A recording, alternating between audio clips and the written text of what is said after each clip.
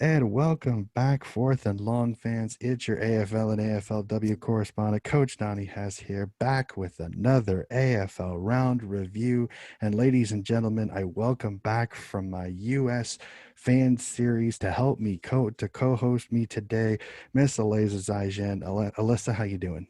I'm good. I'm good. How are you doing? Are you warming up down there? We are much better. We're now seeing normal temperatures. We're not in the negatives. I like being able to not have negatives when it comes to temperatures. We're in the 40s today. In fact, I got to go for a walk with the wife today, which was kind of nice, and being There able you to get go. outside, which stir crazy sometimes. But alrighty. So, are you ready to hop into a very, very interesting round of footy?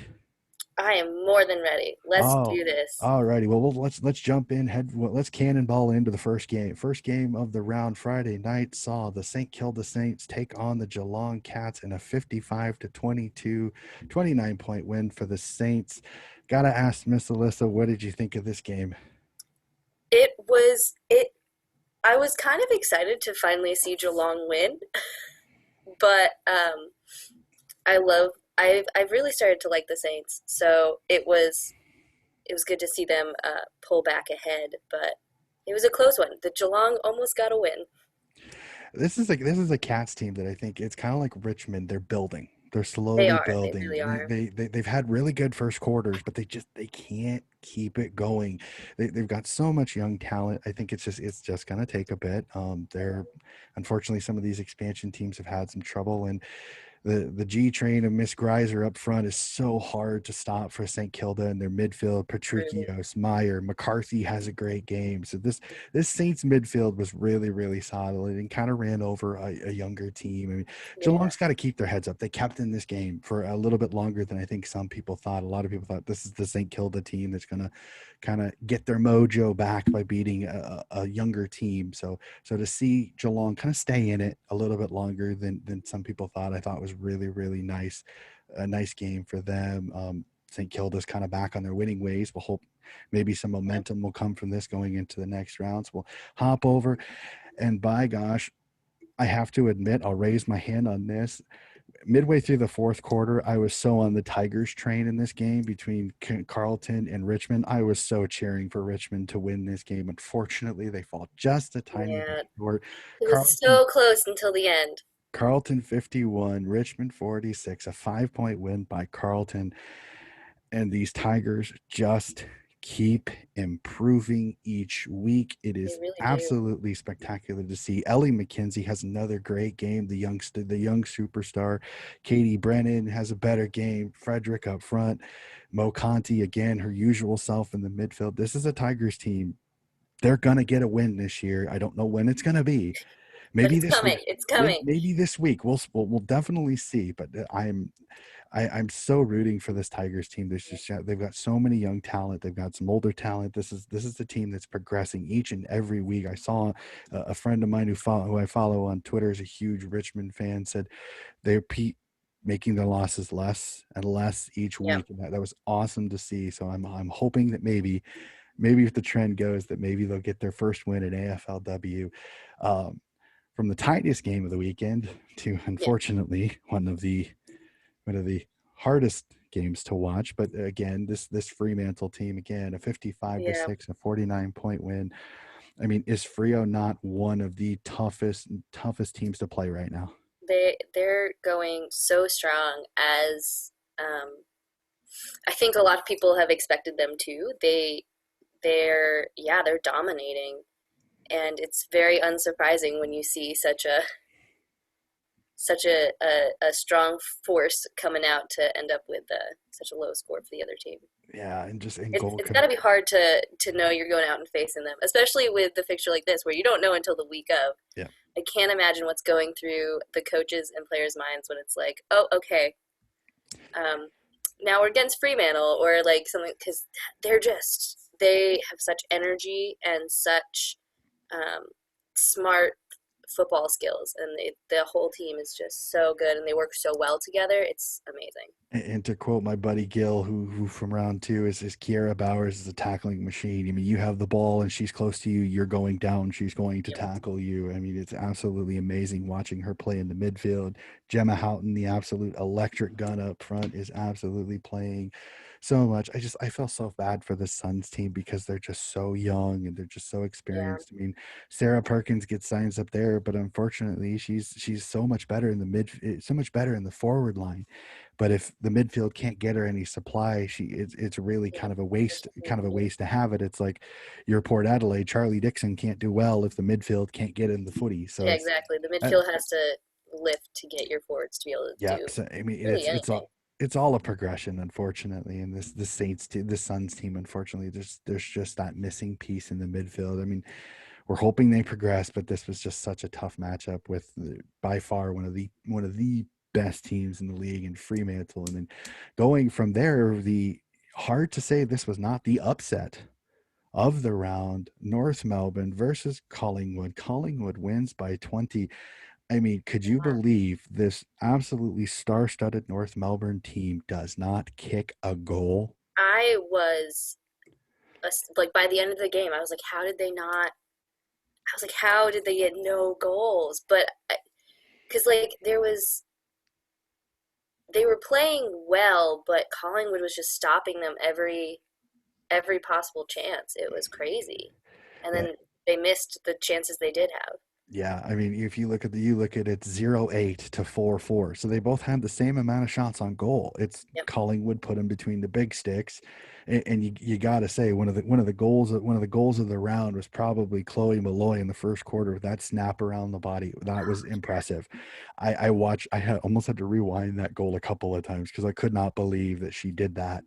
And then her late goal late in the game just absolutely impressed me. That I think I may have a new favorite player in the league now, Miss Chloe Molloy from Collingwood. You get the tip of the cap from old Coach Hess here. That was a heck of a performance, I gotta say there. But this Collingwood team that they kind of play like the American style. It's the defense wins championships. They're Yeah. solid in the back, and then everything works its way forward. I mean, their defense just so difficult to penetrate. North Melbourne just they could not get any rhythm going forward, and that really Exactly. stifled them. And you could definitely tell it affected their goal kicking when they go 0-8. So we'll have to see this North Melbourne team. That's the first time they've lost two games back to back in AFLW. So we'll definitely have to see how they respond going into next week.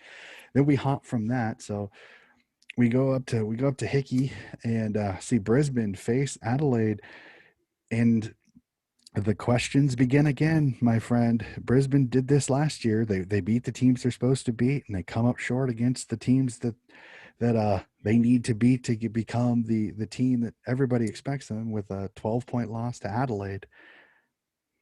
Yeah. Yeah. And I mean, the thing was at the by the end of the game, they were just trying to their their strategy for like the last half of the game was just like kick it as far as you can across the field, and it just was not working for them. Yeah, And so they just kind of they I felt like they had it working in the first half, and then they just lost it the whole second half, and Adelaide was able to take that win. yeah. I think a little bit. This also showed Brisbane kind of capitalized on a couple of weaker opponents. When you put up big numbers against West Coast and you put up big numbers against Gold Coast, I think there was a lot of positivity put on their forwards. But I'm like, you also got to look at the opponent a little bit too. And I hate downgrading a team because they play weaker opponents, but you do have to look at it when you get a performance like this, where yes, you're playing an Adelaide team that's coming off a tough loss against Frio. They need to step up. They get to go on the road. And what does Aaron Phillips do? Aaron Phillips does Aaron Phillips thing. She becomes Exactly. one of the best players in the league. She does her thing, and Brisbane kind of gets shown a little bit that maybe just maybe they were a benefit of a couple of nice easy weeks against Gold Coast and West Coast. So this is another team, Brisbane, a lot like North Melbourne, that go into this round 5 here really with questions. Yeah, Are they the team we thought they were? Are they going to be a team that makes the finals and is a potential flag?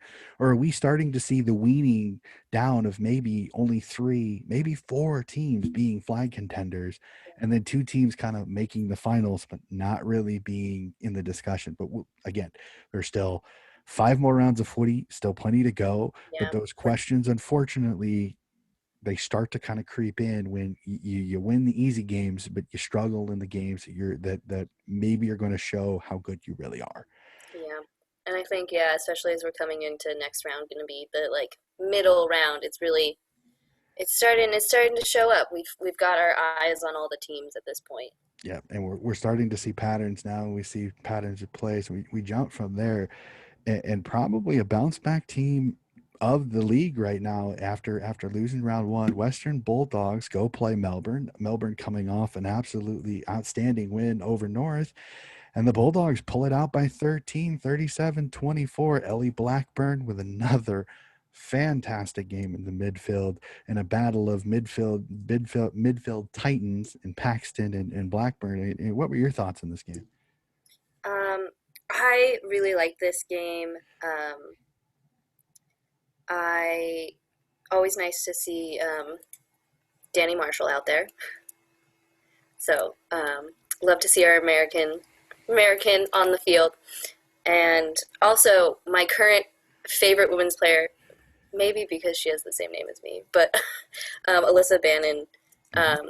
laying down some great tackles. I loved to see that. I've really liked watching her this year as a new player, and she may have caught my eye because she had my same name, but she's kept it by really doing some great work there for the D's.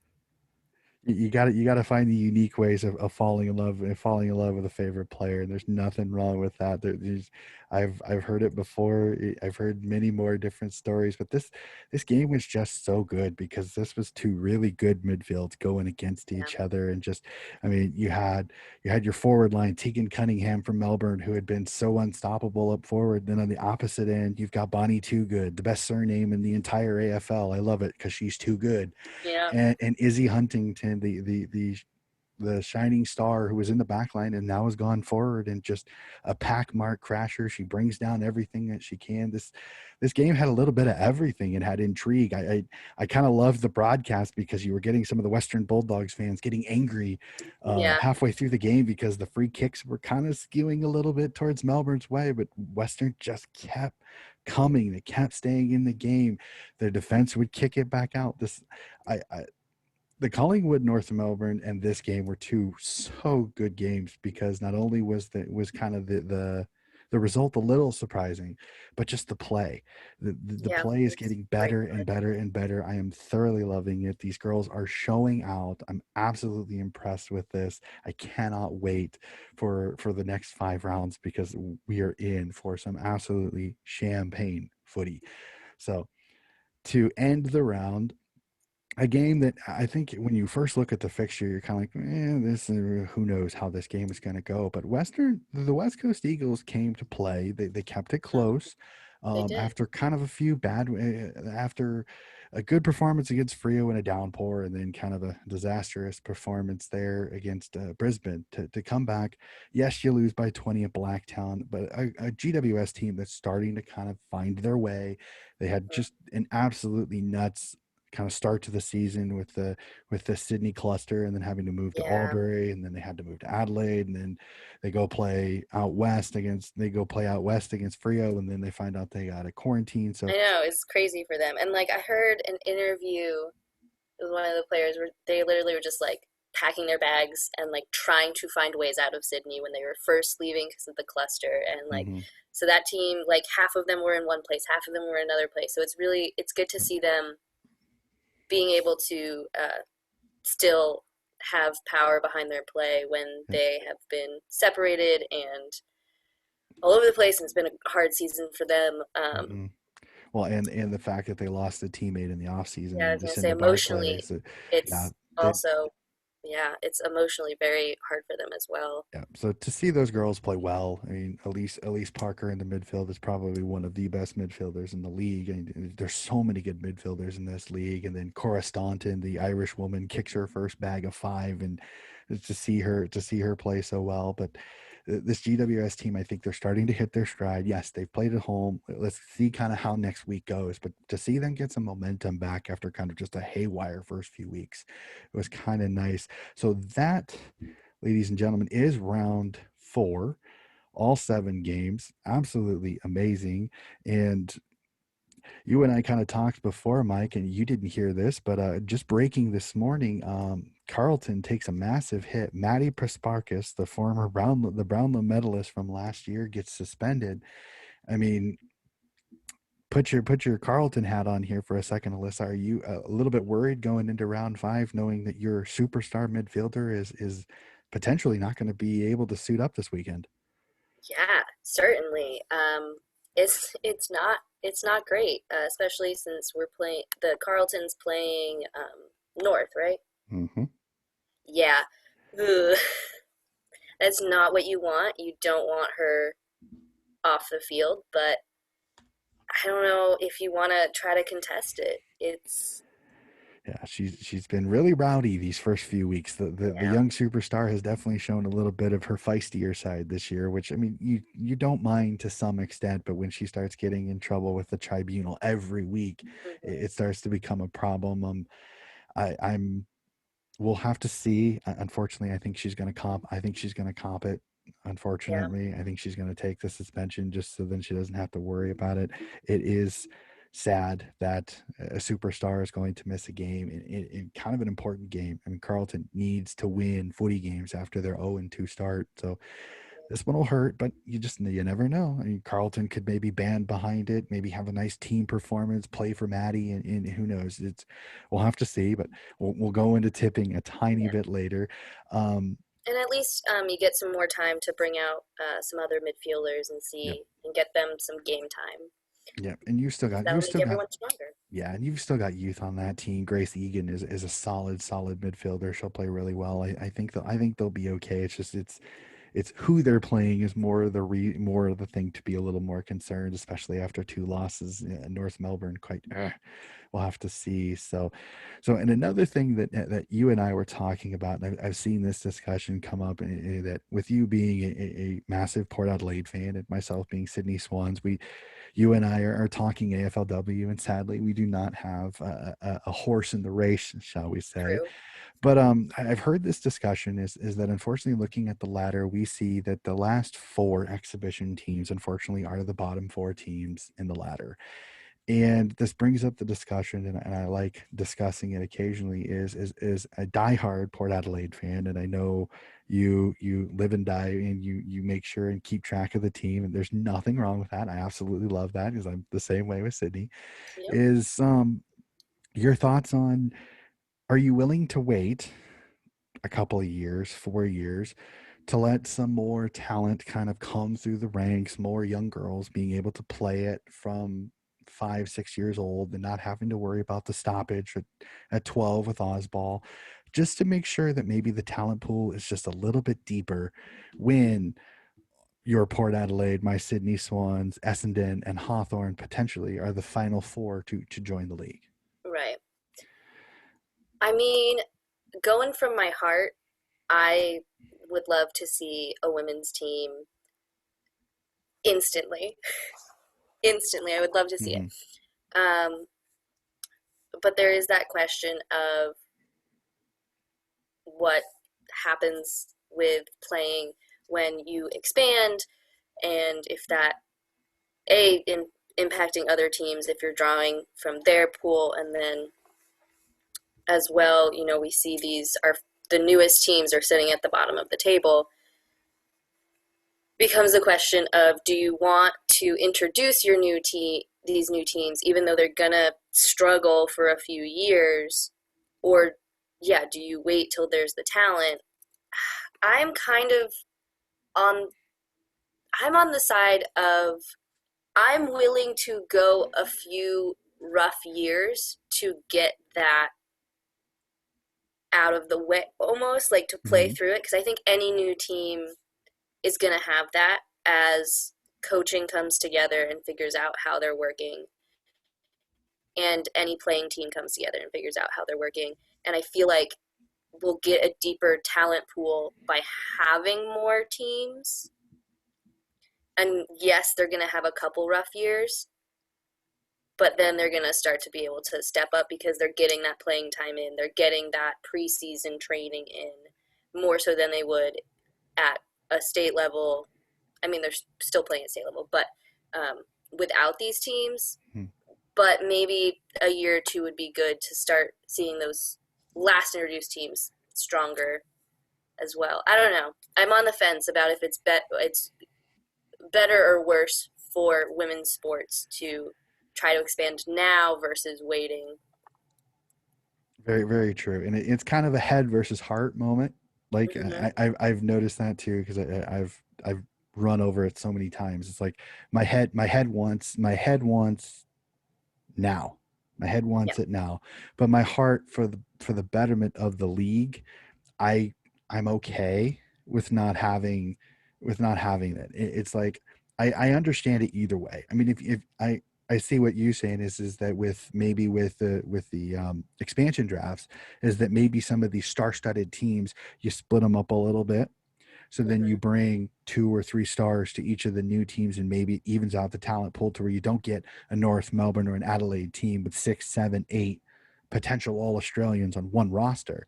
Yeah. But unfortunately, it's never going to be perfect. I mean, some of No. these teams are going to be able to retain some of the players, and then just the overall depth of talent is going to be a little bit more in Victoria and South Adelaide and Western South and then Western Australia, to the point where, like, for me being the Swans fan, is New South Wales doesn't have the depth of footy that the 3 other states do.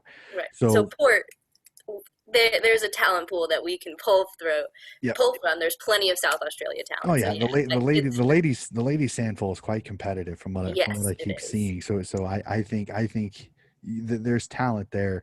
In fact, I need to eventually is the Swans have started an academy for girls, and they had a scratch match between them and GWS with their under 17s and their under 19s, and it's actually on YouTube. So I really want to watch it. Um, Unfortunately, I know the results. I'm smiling if that gives you any clue on how they went, but I still want to watch because I want to see what kind of talent are in these academies, because I know both GWS and Sydney have really been trying to expand their women's academies to where when Sydney does get theirs, there's plenty of New South Wales girls, along with being able to pick the occasional out of state girl. But we'll definitely have to see. But it's a head versus heart. I mean, Yeah. I'd love to see the red and white, or in your case, the teal and black Yeah. have a women's team playing. But if it doesn't happen, I'm not gonna be too sad, because it just means more talent comes into the league. You can progress more players. I mean, state league is great, but AFLW is just a step a little bit higher. It's a little higher Yeah. footy, Exactly. so you're going to get the elite of the elite. I mean, it's going to eventually happen. So, I mean, it's kind of patience is a virtue. Yes. So, And I I'll, mean, as far as Port, we don't even have a Sandful women's team. I mean, neither does Adelaide. mhm. Neither of the teams have a women's team. Um, but maybe our first step is getting a women's team uh, in our state league, and then working up from there. Who knows? Yeah, we will definitely see. Only time will tell. And unfortunately, we don't have a time machine to fast forward, because I think if we did, we'd probably fast forward a little bit right now. But Yep. we'll stay in the now. For sure, for sure. So we come to the most favorite part for me, because it's always interesting to hear this. We got to tip. We got to go Yeah. through round 5. We got to know, who does Alyssa think is going to win the chocolates, as some of the Australians say, in each of these matchups. So we'll go game by game. First game of the round. Oh boy, an absolute doozy here. I really am interested to hear your call on this one. The Cats at GMHBA hosting the ever surging Richmond Tigers. Oh yeah. It's an interesting one. They're both fighting for a win here. uh, I don't. My heart wants to say Cats, so I guess I'm gonna go with my heart. Um, but my heart might be led by. I listen to How Good's Footy, which is Hmm. a footy podcast, and one of the hosts, Tom, is a Geelong Cats fan. So maybe it's just him in my heart saying Geelong Cats. Oh boy. So I will. I actually I'm gonna go on the other side. I'm gonna go with Maybe the road Richmond. team. I'm gonna go Richmond only because it's hard to deter that this team is not getting better each and every week. Where I think That's true. Geelong's kind of plateaued a little bit in a couple of these games. They have great first quarters, and then kind of second quarter they kind of dip a little bit. They're doing okay, and then the second half they run out of steam. Now they've played some good team. They played some good teams, and that happens. This Richmond team is a little bit more their skill level and in talent altogether, but we'll definitely have to see. But I'm gonna give it to Richmond here. I just think their momentum over the Yeah. last 3 weeks is a lot better than Geelong's.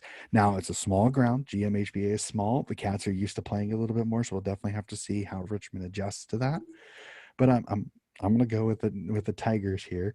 Kind of like you, I have a good friend with the Chicks Talking Footy with Breeza, who's a massive Tigers fan, and Yeah. I want the Tigers to get that game that win, just so then they can say they have at least one AFLW win. So we go from that intriguing game to another very good one. Um, the Doggies, Western, at home at the Witten Oval, hosting GWS. So I gotta say, of these two surgeon teams, both have won the last two. Who do you got in this one? I want to go Bulldogs on this one.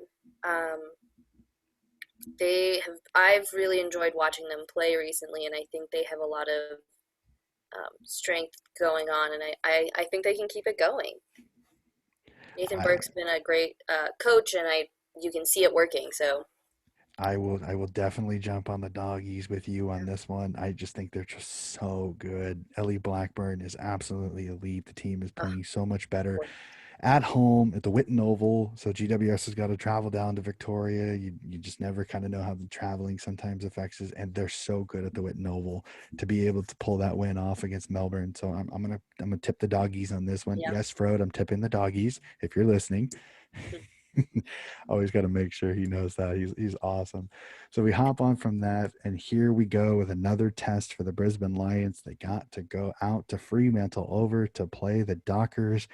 I mean, for me, this should be very interesting.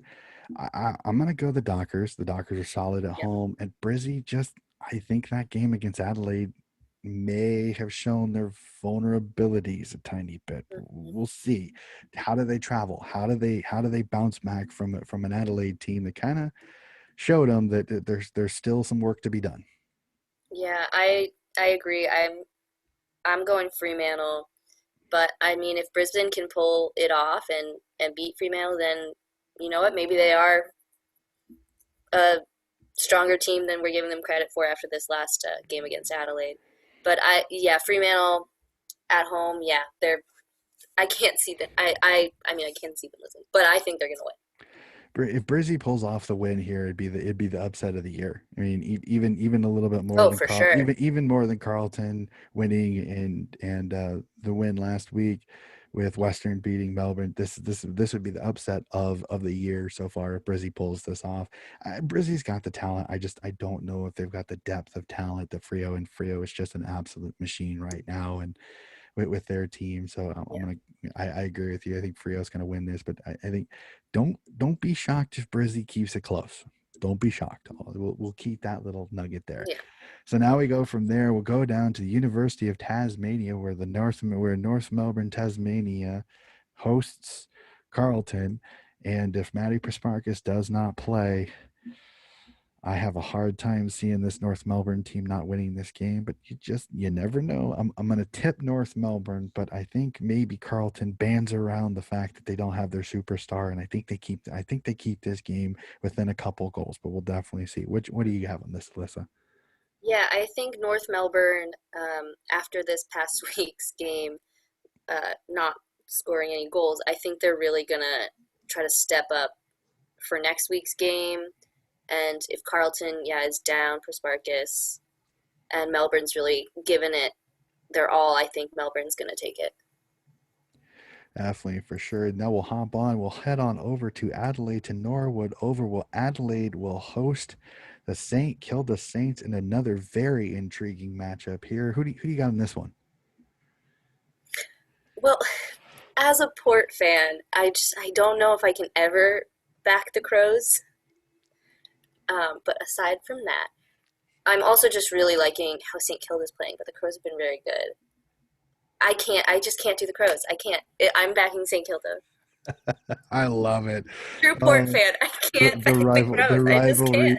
rivalry is deep, and notice that I didn't say anything about GWS when it came to Sydney. I try not to, but sometimes it's just so difficult.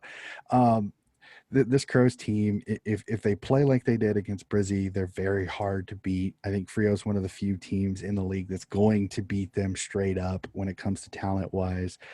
But I agree. I think St. Kilda's got some things to test them. Um, I'm gonna go Adelaide. I know it's gonna sting your ears to hear that, but I'm gonna go Adelaide just because, again, as I said last episode, it's so hard to choose against a team with Aaron Phillips, who is the absolute superstar of the That is competition.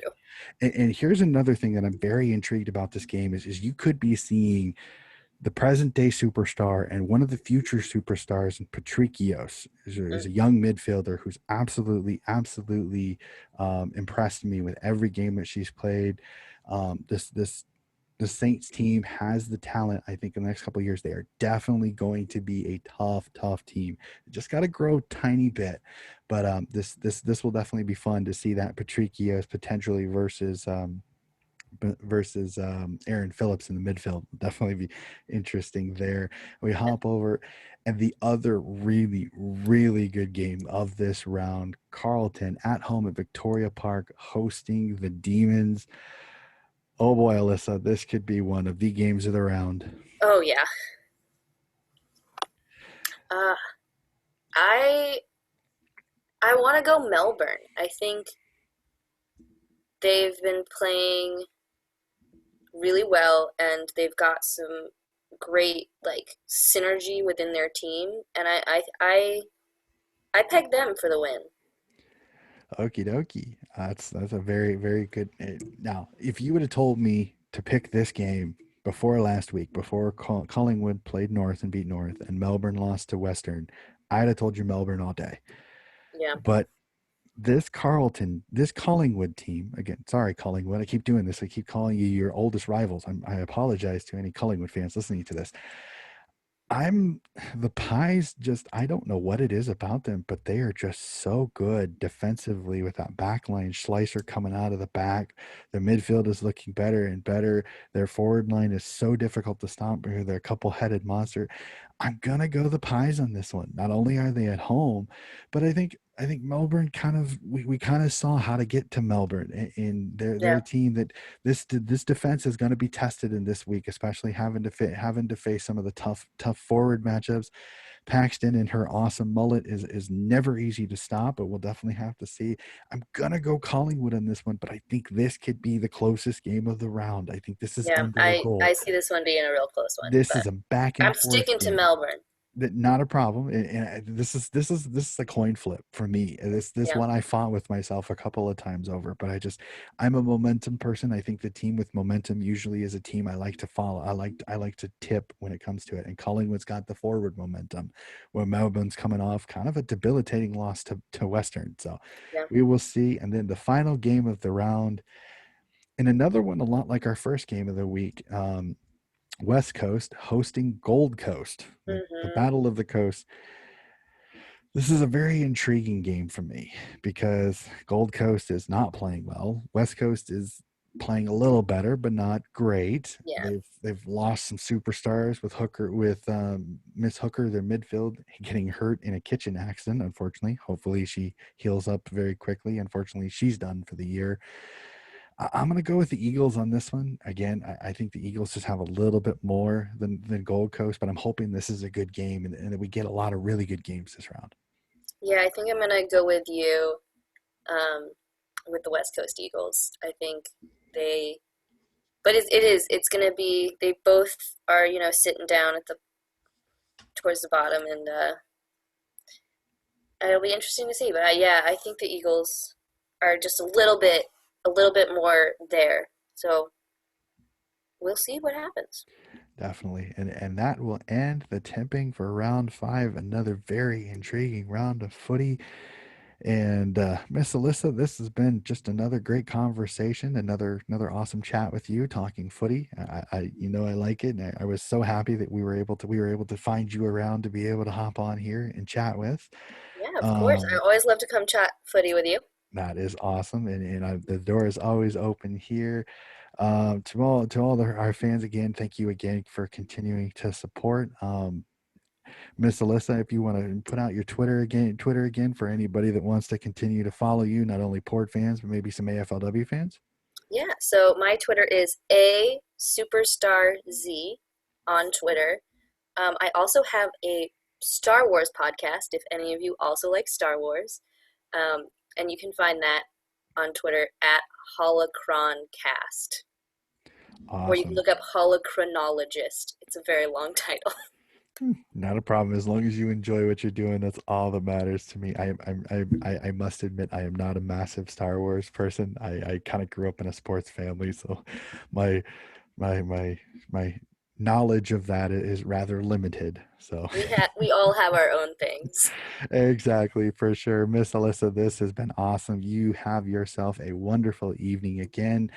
And Fourth and Long fans, this has been another AFL review. Please tune in again next week. I will be back with another superstar guest and a tiny bit of a tip. This one next week may be coming from the great country of Australia, but that's going to be the tiny tip for that. You all have a nice evening.